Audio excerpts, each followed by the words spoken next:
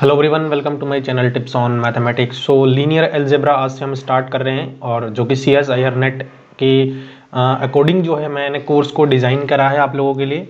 आप लोगों का डिमांड भी था, काफ़ी सारे बच्चे जो है मेरे से पूछ भी रहे थे कि सर आप जो है लीनियर अलजेब्रा को स्टार्ट करवा दीजिए, क्योंकि रियल एनालिसिस मैंने पहले आप लोगों को करवा रखा है और उसमें मैंने लगभग सारे के सारे पॉइंट को जो है सारे के सारे सिलेबस के जो पॉइंट्स है, टॉपिक है, वो मैंने कवर आप लोगों के लिए कर रखा है। ठीक है ना। फिर भी अगर कोई वीडियो लगता है कि कोई टॉपिक हमारा छूट गया है तो आप लोग मेरे को कमेंट के माध्यम से बता भी सकते हैं। ठीक है, तो मैं उसको कवर कर दूंगा। और इन जनरली क्वेश्चन सीरीज तो मैं लेकर के आ ही रहा हूँ रियल एनालिसिस के। बाकी लीनियर अलजेब्रा जो है आज से हम क्या कर रहे हैं, स्टार्ट कर रहे हैं। तो ये एक इंट्रोडक्शन वीडियो है जिसमें लीनियर अलजेब्रा से रिलेटेड और CSIR नेट से में इसका क्या मार्क्स वेटेज वगैरह है वो सारी चीज़ें बताएंगे। एंड देन हम कुछ टॉपिक भी इसमें कवर अप करेंगे। तो चलिए स्टार्ट करते हैं। सबसे पहले बेसिकली बात करते हैं लीनियर अलजेब्रा की। तो देखो लीनियर अलजेब्रा में क्या होता है, CSIR नेट में एग्जाम में जो है मार्क्स वेटेज काफ़ी ज़्यादा रहता है। ठीक है, तो मार्क्स वेटेज की अगर मैं बात करूँ CSIR नेट के एग्ज़ाम में, तो वहाँ पर जो है लगभग आपसे 12 से 14 क्वेश्चन आपसे जो है पूछा जाता है। ठीक है, जिसमें कंटेन होता है हमारा पार्ट बी के क्वेश्चंस एंड पार्ट सी के क्वेश्चंस। ठीक है, पार्ट सी के बी के और पार्ट सी के क्वेश्चंस हमारे कंटेन होते हैं। तो लगभग इसमें आपको 7-8 क्वेश्चन जो है इसमें आपको मिल जाते हैं। इन जनरली इसमें भी आपके 7 से 8 क्वेश्चन मिल जाते हैं आपको। ठीक है ना। तो ये मार्क्स वेटेज रहता है और सबसे ज़्यादा जो है मार्क्स वेटेज रहता है लीनियर अलजेब्रा का, LA का और रियल एनालिसिस का। तो जो मेजर सब्जेक्ट है उन्हीं को आपको मैं पहले करवा रहा हूँ, जिसमें रियल एनालिसिस हमारा ऑलरेडी कवर अप हो गया है। ठीक है, तो लीनियर अलजेब्रा में बात करते हैं सिलेबस की। मार्क्स वेटेज आपको आई थिंक समझ में आ गया है, तो आपको पता लग ही गया होगा। जहाँ बाकी सब्जेक्ट में से 2 से 3 क्वेश्चंस बनते हैं, वहाँ इसके 7 से 8 ए में, बी पार्ट में और जो है सी पार्ट में भी ऐसे ही लगभग क्वेश्चंस हमारे बन जाते हैं। तो आप समझ ही रहे होंगे कितना इंपॉर्टेंट है। अगर मुझे ऐसा लगता है कि कोई स्टूडेंट अगर रियल एनालिसिस को और लीनियर अलजेब्रा को अगर बढ़िया से कर ले एकदम, तो मुझे लगता है कि नेट एग्ज़ाम जो है क्वालिफाई करना काफ़ी ईजी है ना। तो ये तो कुछ इंट्रोडक्शन था। अब इसके क्वेश्चन मैंने बताया कि पार्ट बी पार्ट सी में भी होता है। तो इसमें हमारे पास जो एग्ज़ाम होता है वो डिज़ाइन किया जाता है पार्ट ए, पार्ट बी और पार्ट सी में। तो 3 पार्ट होते हैं हमारे। ठीक है, मैं यहाँ पर बता देता हूँ। पार्ट ए होते हैं, ठीक, फिर होता है हमारा पार्ट बी, फिर जो है पार्ट सी इसमें हमारे पास आता है। ठीक है, पार्ट सी। तो बेसिकली मैं अगर पार्ट ए की बात करूं तो टोटल नंबर ऑफ जो क्वेश्चंस होते हैं पार्ट ए में, वो हमारे 20 नंबर ऑफ क्वेश्चंस जो है, नंबर ऑफ क्वेश्चंस कितने होते हैं, 20 होते हैं हमारे। ठीक है, तो ये 20 क्वेश्चन जो है आपको क्या करना होता है इसमें, इस टोटल नंबर ऑफ अगर क्वेश्चंस की मैं बात करूं तो इसमें आपके 20 क्वेश्चंस होंगे एंड आपको जो पुटअप करनी होंगी उनमें से आपको जो है 15 क्वेश्चंस जो है पुटअप करनी होंगी। एंड पर क्वेश्चन की अगर मैं बात करूं तो 2 नंबर का जो है एक क्वेश्चन होता है। कई स्टूडेंट क्या होता है जनरली पार्ट ए को छोड़ देते हैं जो सब्जेक्टिव होते हैं, है ना। जैसे आप like math, CSIR net mathematical sciences की तैयारी कर रहे हैं, तो कई सारे स्टूडेंट ऐसे भी होंगे कि आप लोग जो है सिर्फ अपने सब्जेक्ट पर फोकस कर रहे हैं। पार्ट ए जो जनरल एप्टीट्यूड होता है उस पर आप बिल्कुल ही फोकस नहीं कर रहे। तो मुझे ऐसा लगता है कि पार्ट ए से देखिए, आप अगर 15 से 15 क्वेश्चन भी आपका सही हो गया तो 30 नंबर आप यहाँ से कैरी कर सकते हैं। समझ में आया, 30 नंबर आप यहाँ से जो है कैरी कर सकते हैं। टोटल एग्जाम पेपर जो बनता है आपका वो 200 नंबर का बन जाता है। तो आप समझ ही रहे होंगे 30 नंबर कितना इंपॉर्टेंस रखता है आपको। पार्ट ए को आप छोड़िएगा नहीं। अगर कोई स्टूडेंट ऐसा है जो पार्ट ए पर फोकस नहीं कर रहा है तो एक बार आप लोग स्टार्ट कर दीजिए। मैं तो ये कह रहा हूँ कि आप जो है सिर्फ और सिर्फ 1 आवर इसमें दीजिए, आपका काफ़ी बेहतर हो जाएगा। 1 आवर में आप कॉन्सेप्ट पर फोकस करिए, है ना। जो है शॉर्ट ट्रिक्स पर इसमें मेनली होता क्या है, शॉर्ट ट्रिक्स पर होता है। ठीक है, तो ये पार्ट ए वाला पोर्शन रह गया है जिसमें आपके 20 में से 15 क्वेश्चंस आपको क्या करने होते हैं, पुटअप करना होता है, जिसमें 200 में से 30 नंबर जो है 200 में से आपको 30 नंबर पार्ट ए में से मिलता है, आपके पास होता है, मैक्सिमम आप ऑब्टेन कर सकते हैं अगर सारे के सारे क्वेश्चंस आपके क्या हो गए, सही हो गए। बात करते हैं पार्ट बी का, तो पार्ट बी में जो टोटल हमारे पास होते हैं इसमें 40 क्वेश्चंस होते हैं, ठीक है। 40 में से आउट ऑफ आपको 25 क्वेश्चंस जो है पुटअप करना होता है। तो कितना आसान है, अगर आपके पास 40 क्वेश्चंस का भंडार दिया गया है और आपको कहा जाए कि आप जो है 25 नंबर इसमें से पुटअप करिए, तो आप इजीली कर सकते हो। लेकिन ये कहने को आसान लग रहा है कि आप कर सकते हो, आपको कॉन्सेप्ट पर फोकस करना चाहिए, क्योंकि जनरली रियल एनालिसिस में क्या होता है, आपको जो है यहाँ पर न्यूमेरिकल बेस्ड जो है आपके क्वेश्चंस कम ही होते हैं, है ना। न्यूमेरिकल टाइप के क्वेश्चंस काफ़ी कम मिलेंगे आपको, वहाँ पर आपको जो है डेफिनेशन बेस्ड होता है ना, रिजल्ट बेस्ड आपको क्वेश्चन मिल जाते हैं। तो हमारे लिए बहुत यूजफुल होता है वहाँ पर हमें मार्क्स लेकर के आना, क्योंकि वो डायरेक्ट रिजल्ट बेस्ड होता है और वहाँ पर हम टिक कर सकते हैं, वो अपने सूझबूझ से हम उस चीज़ को कर सकते हैं। समझ में? पार्ट बी बात करते हैं अगर पार्ट सी की, तो टोटल हमारे पास पार्ट सी में 60 क्वेश्चंस होंगे, है ना। 60 क्वेश्चंस इसमें जो है हमारे पास होते हैं। और इस पार्ट सी की अगर मैं बात करूं, इसमें से आपको सिर्फ और सिर्फ 20 क्वेश्चन, पार्ट सी सबसे बड़ी होती है जिसमें से आपको 20 क्वेश्चन जो है 20 क्वेश्चंस के आपको क्या करने होते हैं, आंसर्स करनी होती है। तो 60 और यहाँ पर 40 हो गया, 100 और 100 120 क्वेश्चन आपके क्या हो गए, जो है टोटल एग्जाम में जो है आपके 120 क्वेश्चन पूछा जाएगा, ठीक है। और 120 क्वेश्चन में से आपको पुटअप कितनी करनी होंगी, 25 प्लस 20 और वहाँ से आपको 15 जो है पुटअप करनी होंगी। तो ये हमारे हो गए 10 और ये जो है हमारे हो गए 5 और एक 60 क्वेश्चंस जो है आपको पुटअप करनी होती है। मतलब 50%, 120 में से आपको 60 क्वेश्चन जो है निकालने, है ना। तो 60 में से आपको पूरा 60 के 60 करने की भी ज़रूरत नहीं है अगर आपको पास होना है तो वहाँ पर आप इजीली जो है आप अगर 33, है ना, 35 क्वेश्चन भी आप अगर अच्छे से करके आते, मतलब 60 का भी आधा, समझ रहे हो आप, 60 का भी आधा अगर आप करके आते हो, मतलब आप 25% क्वेश्चन भी अगर आप करके आते हो, 30% भी आप मान के चलिए, अगर आप इतना भी करके आ जाते हो तो भी आपके जो CSIR नेट एग्ज़ाम है वो निकलना आसान हो जाता है ना, रास्ता क्लियर हो जाता है। तो ये कुछ इंपॉर्टेंट जो है बात थी जो कि मुझे लगा कि स्टार्टिंग से पहले आपको एक बार मैं शेयर कर दूं। तो ये मैंने आपको बता दिया है, थोड़ा सा इंट्रोडक्शन था, ठीक है। नाउ अब जो है मैं बात करूँगा सिलेबस पर, ठीक है।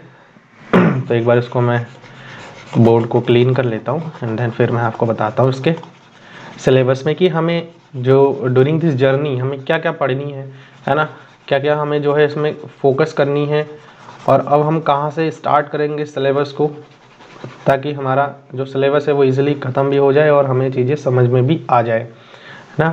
तो देखो यहाँ पर जो है मैं बात करता हूँ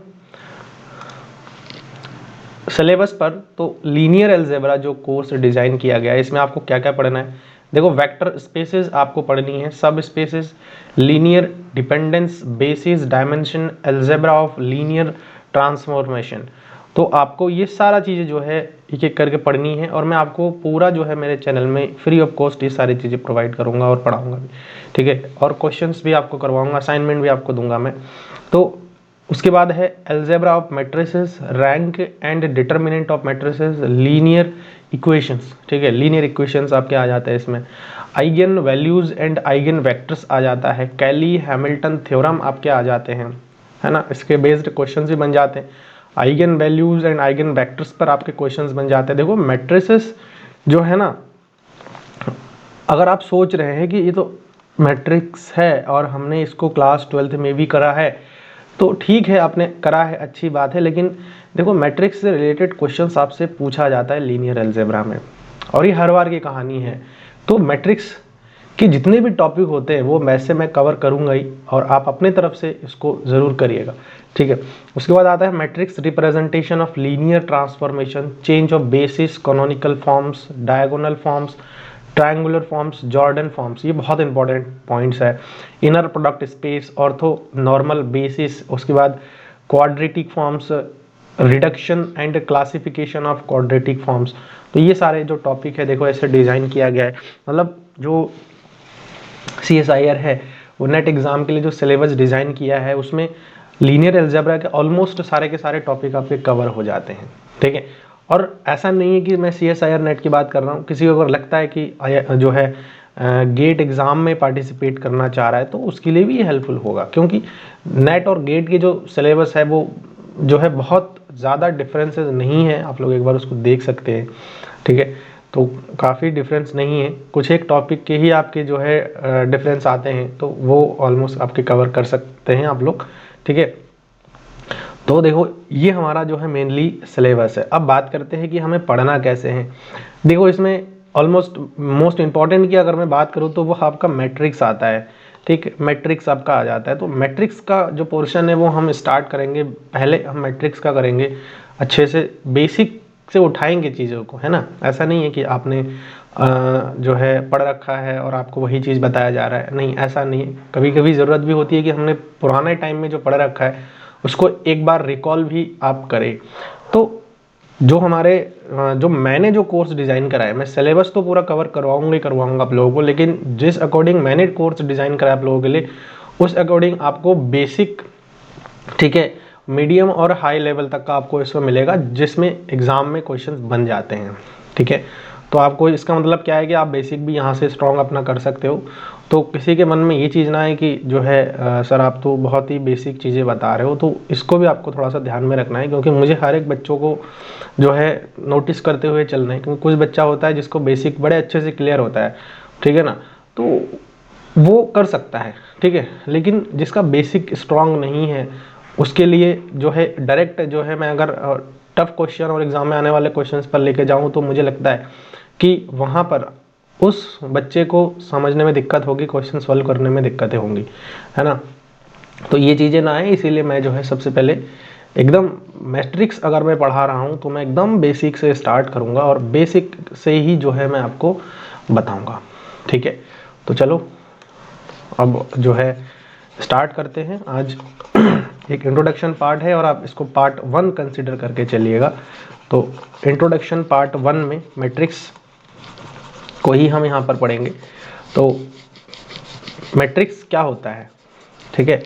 सबसे पहले स्टार्टिंग में ही देखेंगे हम कि मैट्रिक्स हमारा जो है क्या होता है। Now matrix a system of mn numbers, real या फिर कॉम्प्लेक्स हो सकता है, arranged in the form of an ordered set of m horizontal lines called row and n vertical lines called column is said to be m into n matrix, ठीक है।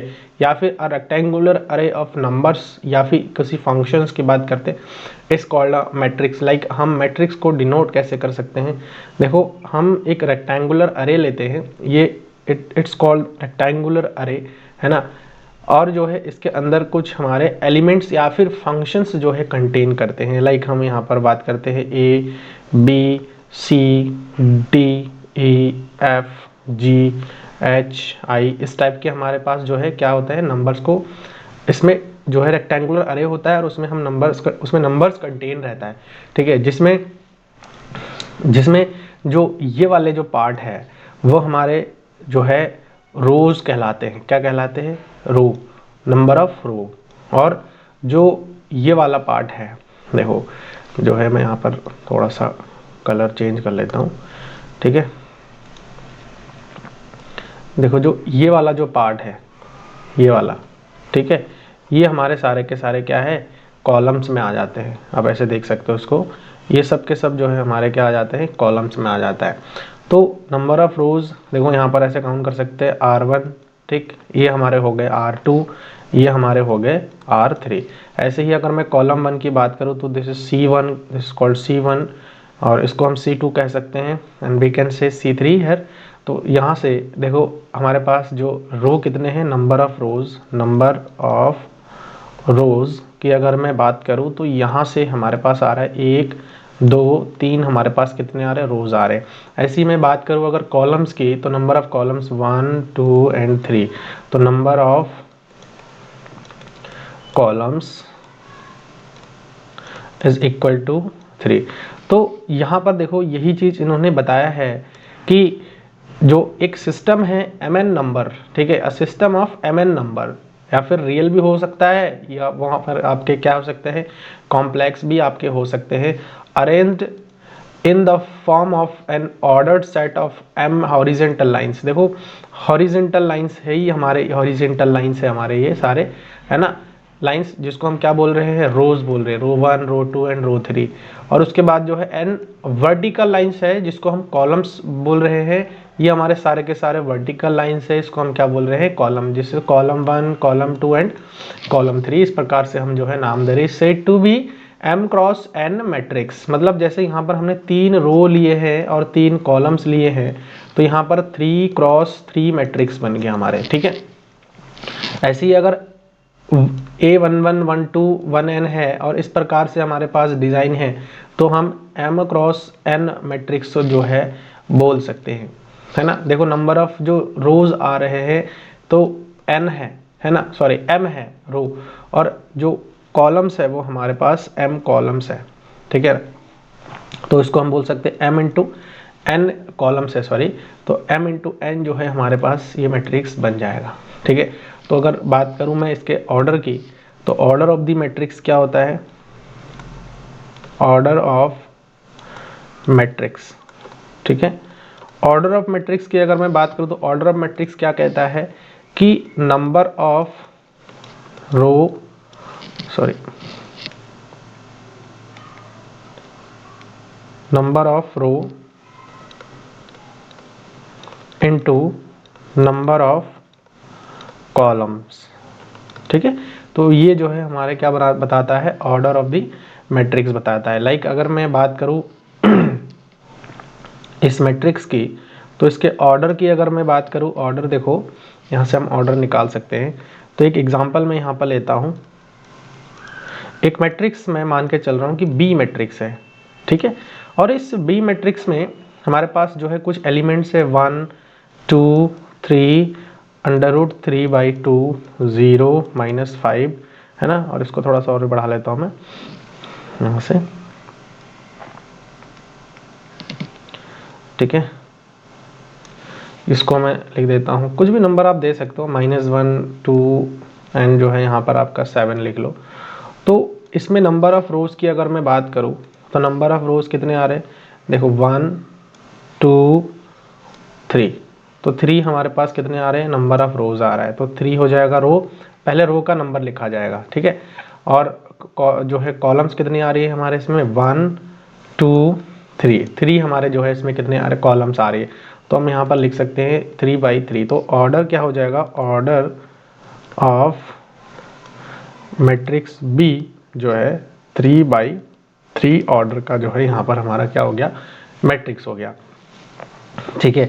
तो hope कि order of the matrix आपको समझ में आ गया है। And next जो हमारे पास आ रहा है वो है नोटेशन ऑफ अ मैट्रिक्स। तो मैट्रिक्स का नोटेशन क्या है वो आपको पता लग ही गया होगा। Matrix are generally denoted by capital letter of A B C like that, है ना। हम जो है क्या करते हैं, हमेशा के लिए कैपिटल लेटर ही यूज़ करते हैं, ठीक है। और स्मॉल लेटर अगर मैं यूज़ कर रहा हूँ तो उसके अंदर के एलिमेंट को दिखाने के लिए हम जो है स्मॉल लेटर को यूज़ कर सकते हैं, ठीक है। Elements of the matrix are denoted by A I J B I J type से हम जो है डिनोट कर सकते हैं, ठीक है। Following notations are use for matrices. देखो इस टाइप के जो नोटेशंस होते हैं हमारे, like bracket of this type, है ना, या फिर हम इस टाइप के ब्रैकेट को भी यूज़ कर सकते हैं जो कि मैट्रिक्स के रिप्रेजेंटेशन है, ठीक है। और इसके अंदर जो एलिमेंट्स हमारे पास होते हैं, मैं एक बार जनरल मैट्रिक्स को आपको दिखा देता हूँ। देखो अगर हमारे पास एक मैट्रिक्स है, लाइक, ठीक है, हमारे पास एक मैट्रिक्स है, मैं यहाँ पर ऐसे बना देता हूँ इसको, ठीक है।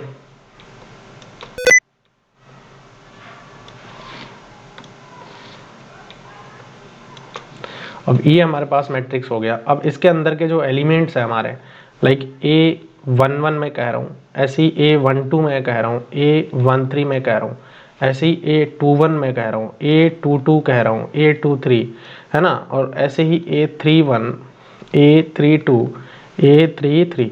अब आप कहोगे सर ये नंबर हमारे पास क्या है, देखो AIJ टाइप के जो नंबर्स हमारे पास होंगे वो है ये, मतलब आई हमारा जो है रो को डिनोट कर रहा है ना, और जे जो है नंबर ऑफ कॉलम्स को डिनोट कर रहा है, नंबर ऑफ कॉलम बता रहा है, ठीक है, नंबर ऑफ कॉलम्स को बता रहा है।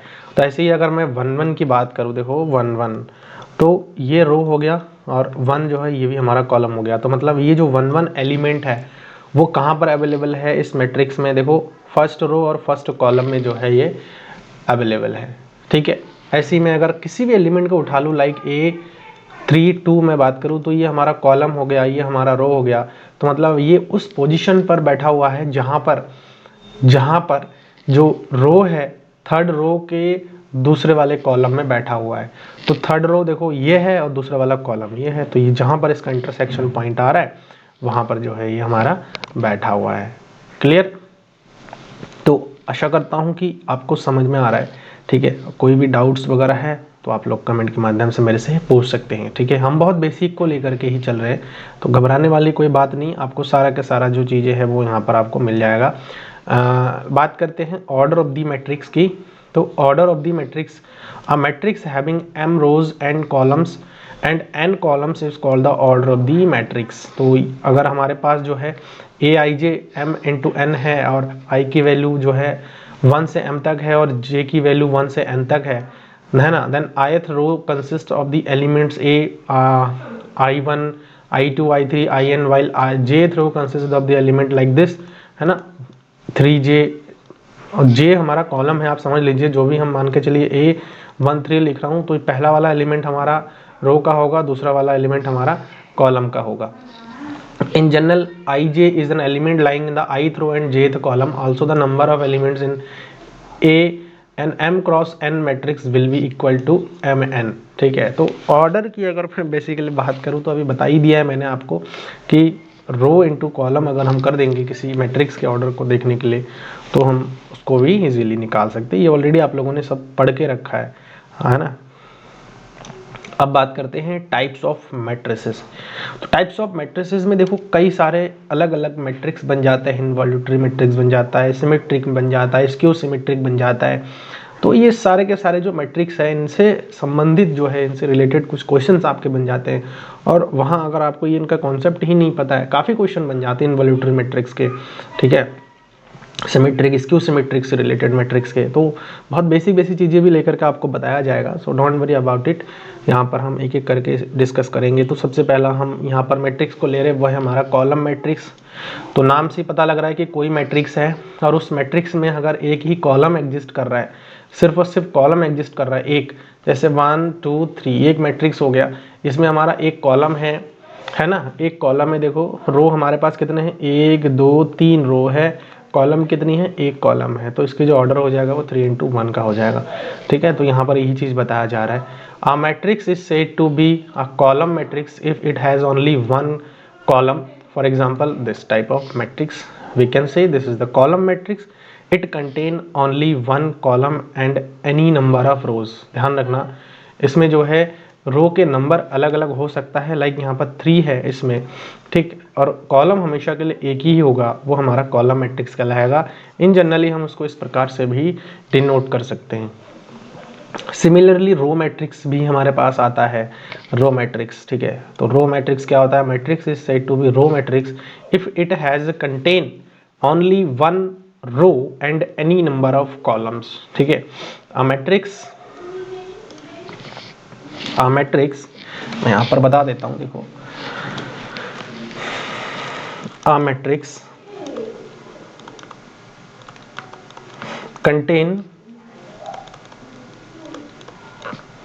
contain only one row and any number of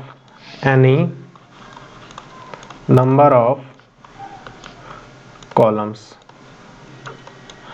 sorry, any number of columns, ठीक है। मतलब कॉलम्स के नंबर का फर्क नहीं पड़ता है कि कितने कॉलम, लेकिन अगर रो मैट्रिक्स में बात कर रहा हूँ तो वहाँ पर सिर्फ और सिर्फ आपके एक ही रो होना चाहिए, और अगर मैं कॉलम मैट्रिक्स की बात कर रहा हूँ तो वहाँ पर सिर्फ और सिर्फ एक ही कॉलम एग्जिस्ट करना चाहिए, और जो नंबर ऑफ रो है वो वेरी कर सकता है, मतलब अलग अलग एनी नंबर ऑफ रो हो सकता है। क्लियर है? तो एग्जाम्पल भी आप लोग यहाँ पर भी देख सकते हो एग्जाम्पल कि अगर मैं एक मैट्रिक्स यहाँ पर इस टाइप से लेता हूँ जिसमें हमारे पास लाइक ये आ रहा है, ठीक है, जैसे यहाँ पर जो है मैं 1 2 और 3 में लिख देता हूँ, तो देखो रो हमारा एक ही है, लेकिन वहीं अगर मैं बात करूँ कॉलम्स की तो देखो 1 2 3 ये हमारे पास जो है आ गए, है ना। तो आशा करता हूँ कि जो आपके रो मैट्रिक्स हो गए और कॉलम मैट्रिक्स हो गए समझ में आ गया है। अब बात करते हैं स्क्वायर मैट्रिक्स की। तो देखो मैट्रिक्स, ठीक है, कोई मैट्रिक्स है, a matrix which have number of row and number column are equal, ठीक है ना, जिसके number of rows and number of columns जो है क्या हो जाए हमारा सेम हो जाए या फिर इक्वल हो जाए, तो ऐसे मैट्रिक्स को हम स्क्वायर मैट्रिक्स बोल सकते हैं। तो यहाँ पर आप देखो ये जो है हमारा एक स्क्वायर मैट्रिक्स कैसे बनेगा, a matrix in which the number of rows and the number of columns are the same is said to be a square matrix. A square matrix of order m is also called an m-rowed square matrix. तो देखो एक square matrix हमने यहाँ पर लिया है, ये हमारे पास जो है क्या हो जाएंगे स्क्वायर मैट्रिक्स हो जाएंगे। तो नंबर ऑफ रोज की अगर मैं बात करूँ तो नंबर ऑफ रोज जो है आपके इसमें कितने हो गए, नंबर ऑफ रोज देखो कितने हो गए, 1 2 3 नंबर ऑफ रोज हो गए, है ना, 3 हो गए। ऐसे कॉलम की मैं बात करूँ तो हमारे पास 3 हमारे कॉलम हो गए। तो नंबर ऑफ रो और नंबर ऑफ कॉलम जो है इक्वल है, तो वो हमारे क्या हो जाएंगे जनरली स्क्वायर मैट्रिक्स हो जाएंगे, जिसके एग्जांपल आप देख सकते हो। और इस स्क्वायर मैट्रिक्स का ऑर्डर कितनी है 3 है, ठीक है। तो आपकी स्क्वायर मैट्रिक्स आपको समझ में आ गया है, बहुत बेसिक मैट्रिक्स में ले रहा हूँ और इन सब मैट्रिक्स के बारे में आपने ऑलरेडी पढ़ रखा है सारी चीज़ें, ठीक है। तो डायगोनल मैट्रिक्स है नेक्स्ट, इसमें डायगोनल मैट्रिक्स, ठीक है। डायगोनल मैट्रिक्स, डायगोनल मैट्रिक्स क्या होता है, देखो a square matrix Aij is said to be diagonal matrix if all its non diagonal elements are जो है जीरो हो जाए। मतलब अगर देखो मैं यहाँ पर आपको समझा देता हूँ कि अगर हमारे पास एक मैट्रिक्स है, लाइक ए एक मैट्रिक्स है मेरे पास, मैं इसको ऐसे समझाता हूँ आपको, ठीक है, A11, ठीक है, A12 और इस प्रकार से जो है A1n है, A21 A22 up to Son A2n है ना, और इधर भी ऐसे ही AM1 और ऐसे चला जाएगा AM2 और इस प्रकार से आगे चलेगा। तो ये AMN हमारे पास जो है कुछ एलिमेंट्स आ रहे हैं। हम ये मान के चल रहे हैं कि मैट्रिक्स के अंदर के जो एलिमेंट्स है उसको मैं ऐसे दिखा देता हूँ कि सारे के सारे AIJ के फॉर्मेट में है, क्लियर है, J के फॉर्मेट में है। तो यहाँ से देखो अगर जो है ये हमारा m क्रॉस n मैट्रिक्स है, तो ये कहा जा रहा है कि इस मैट्रिक्स को हम डायगोनल मैट्रिक्स कब कहेंगे, जब इसके जितने भी नॉन डायगोनल एलिमेंट्स है, मतलब जो AIJ होंगे ना हमारे, AIJ जो है जीरो होगा कब, जब I और J का नंबर जो है बराबर नहीं है, ठीक है, I और J का नंबर जो है बराबर नहीं है। और AIJ की अगर मैं बात करूं, देखो AIJ की अगर मैं बात करूं, ये जीरो नहीं होना चाहिए कब, जब I और J का नंबर हमारा बराबर हो। मतलब I और J का नंबर बराबर होने का मतलब क्या है, मैं आपको यहाँ बता देता हूँ। लाइक इसमें I भी 1 है, J भी 1 है, इसमें I भी 1 है, J भी 1 है, ऐसे ही यहाँ पर भी नंबर्स आएंगे, यहाँ पर भी नंबर्स आएंगे ना, तो ये सारे के सारे जो नंबर्स होंगे वो हमारे इक्वल है। और यहाँ पर I और J की वैल्यू जो है अनइक्वल है। तो देखो यहाँ से अनइक्वल वाले जो नंबर्स है ये सारे के सारे हमारे क्या हो जाएंगे, ये सब अनइक्वल्स है, अनइक्वल नंबर्स है, तो ये हमारे जो है जीरो होंगे। और बाकी जो इक्वल वाले नंबर है, मतलब जो डायगोनल में आ रहा है वो हमारे क्या हो जाएंगे, लाइक डायगोनल में कौन कौन से नंबर आ रहा है, ये हमारे सब डायगोनल में आ रहा है। तो जब डायगोनल में ये नंबर आ रहा है तो ये हमारे जो है डायगोनल मैट्रिक्स हो जाएगा, और जिसमें कंडीशन दिया हुआ है कि सबके सब ये हमारे क्या होने चाहिए, जीरो होने चाहिए, सब नंबर हमारे जीरो होने चाहिए, बशर्ते कि डायगोनल में जितने भी इसके एलिमेंट्स है वो हमारे नॉन जीरो होना चाहिए। तो आई थिंक डायगोनल मैट्रिक्स आपको समझ में आ गया है। और यहाँ पर भी एक्सप्लेनेशन में यही चीज़ बताया गया कि अगर AIJ m क्रॉस n है डायगोनल मैट्रिक्स है, तो IJ जो है हमारे जीरो नहीं होना चाहिए फॉर IJ बराबर होने के लिए। जब I और J का मान बराबर है, मतलब 1 1 2 2 3 3 4 4 5 5 6 6 इस टाइप के नंबर होंगे, वो हमारे नॉन जीरो होना चाहिए। और जो IJ है वो जीरो होगा कौन, जब I और J का मान हमारा बराबर नहीं है। कुछ एग्जाम्पल मैंने यहाँ पर ऐड कराया आप लोगों के लिए, वो आप लोग एक बार देख सकते हो। लाइक फर्स्ट एग्जाम्पल है 1 ये 2 by 2 का मैट्रिक्स है ठीक है ना, ये 2/2 का मैट्रिक्स है, यहाँ पर आप देख सकते हो। ये √2 है, आप कहोगे कि सर ये कैसा मैट्रिक्स है? Yes, it is also a matrix, है ना, 1/1 मैट्रिक्स है ये। और इसमें हमारा 3/3 मैट्रिक्स है। बेहतर समझ में आएगा इसमें। देखो ये जितने भी डायगोनल एलिमेंट्स है, ये सारे के सारे हमारे क्या है, डायगोनल एलिमेंट्स है। ये देखो नॉन जीरो है, लेकिन जो नॉन डायगोनल एलिमेंट्स है वो हमारे क्या है, सबके सब जीरो है। तो ये हमारे पास क्या आ जाएंगे, डायगोनल मैट्रिक्स हो जाएगा। अब ना डायगोनल देखो अलग दूसरे तरीके से बन सकता है। आप कह रहे हो कि सर आप तो ऐसे ही बता रहे हो डायगोनल मैट्रिक्स, हमारा डायगोनल तो इस टाइप से ही बन सकता है ना, मैट्रिक्स में दिख रहा है हमें, है ना, ये वाले, ये भी तो डायगोनल ही है। अगर मैं देखूँ तो ये भी तो डायगोनल है। ये कैसा डायगोनल है? तो देखो ये भी हमारा डायगोनल है। तो यहाँ पर समझते हैं प्रिंसिपल डायगोनल का कॉन्सेप्ट, फिर यहाँ से आपको समझ में आएगा, ठीक है। देखो प्रिंसिपल डायगोनल में क्या कह रहा है, the line on which the diagonal elements lies is said to be the principal diagonal. This is also as a leading diagonal, और सिंपली इसको हम क्या कहते हैं, डायगोनल भी कह सकते हैं। लाइक हम यहाँ पर आप देख सकते हो कि ये जो हमारे पास है, ये सबके सब हमारे डायगोनल में आ रहा है। तो इसको हम प्रिंसिपल डायगोनल मैट्रिक्स नहीं है, मैं आपको सिर्फ प्रिंसिपल डायगोनल कॉन्सेप्ट समझा रहा हूँ, ठीक है।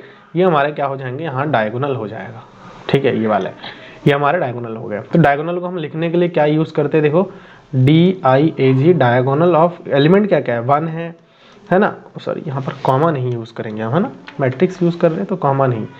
तो 5 हो गए, 8 हो गए, 9 हो गए। ऐसे ही देखो ये वाला, ये भी तो मैं अभी वही बात कर रहा था कि सर ये भी तो हमारे डायगोनल है। Yes, it is also diagonal. तो ये इसको हम क्या बोलेंगे, इसको हम बोलेंगे एंटी डायगोनल बोलेंगे हम, समझ आ गए। इसको हम क्या बोलेंगे, एंटी डायगोनल बोलेंगे। तो देखो ये भी हमारा डायगोनल था। एंटी डायगोनल एलिमेंट की अगर मैं बात करूँ तो इसको हम ऐसे लिख सकते हैं, एंटी डायग, है ना, डायग, एंटी डायग क्या हो जाएगा, देखो ये हमारे 2 हो गए, उसके बाद 7 हो गए, 6 हो गए, 4 हो गए। तो ये हमारे सारे के सारे क्या हो गए, एंटी डायग हो गए, ठीक। तो जो है, जो मैट्रिक्स है उसका इंट्रोडक्शन है, कुछ टाइप्स मैंने बताया है, और बाकी और भी मैट्रिक्स है ना। अभी तो हमने कुछ बताया ही नहीं है, स्टार्टिंग है और बहुत बेसिक से लेकर के मैं चल रहा हूँ आप लोगों के लिए।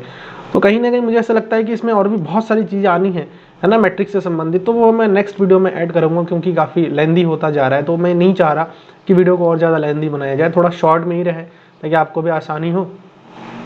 तो आज का जो लेक्चर है वो आपको कैसा लगा, हेल्पफुल लगा है तो आप लोग इसको लाइक करिए, चैनल पर नए तो इसको आप लोग सब्सक्राइब करिए, और साथ ही साथ नोटिफिकेशन बेल को भी आप लोग प्रेस कर दीजिए, ठीक है। चैनल हेल्पफुल लगता है आपको, मेरे वीडियोस आपको अच्छे लगते हों तो अपने दोस्तों के साथ भी इसको शेयर करिए, बाकी बच्चों को भी इसके बारे में आप लोग बताइए, ठीक है, ताकि वो लोग भी मेरे चैनल के साथ जुड़े और उनके भी प्रिपरेशन अच्छे से हो जाए, है ना। तो नेक्स्ट दूसरे पार्ट में भी हम इंट्रोडक्शन को लेकर के आएंगे, जिसमें और भी अलग अलग टाइप के मैट्रिक्स डिस्कशन करेंगे, है ना। देन हम क्वेश्चंस पर भी बात करेंगे, कई सारे क्वेश्चंस भी होंगे, आपके मन में सवाल भी आ सकता है कि सर आप सिर्फ टॉप थ्योरी बता रहे तो हम कहीं से भी नहीं, ऐसा नहीं, मैं इसमें क्वेश्चंस भी ऐड करूँगा, बट डायरेक्टली क्वेश्चन नहीं करवा सकता मैं, आप लोग भी समझते हैं इस चीज़ को, ठीक है। चलो मिलते हैं नेक्स्ट वीडियो में, थैंक यू सो मच।